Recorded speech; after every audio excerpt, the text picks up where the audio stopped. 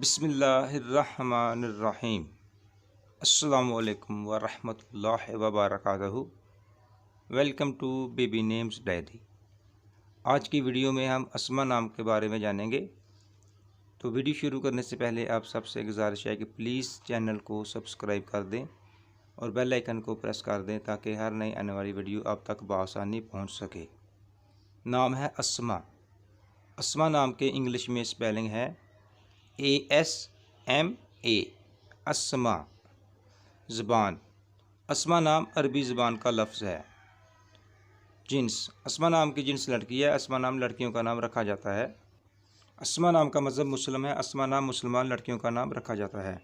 अस्मा नाम का उर्दू में मतलब है नाम, इस्म की जमा, बहुत से नाम, एक सहाबिया का नाम। अस्मा नाम का इंग्लिश में मतलब है names, name of a companion. अस्मा नाम का कुरान में ज़िक्र, अस्मा नाम का कुरान में ज़िक्र मौजूद है। अस्मा नाम कुरान पाक की सूरत ताहा आयत नंबर 8 में मौजूद है। जैसे कि आप स्क्रीनशॉट में भी अस्मा नाम देख सकते हैं। रेड लाइन का निशान लगा दिया गया है ताकि आपको नाम पढ़ने में आसानी हो। अस्मा नाम बहुत ही प्यारा और बरकत वाला नाम है। अस्मा नाम कई सहाबियत का नाम भी है।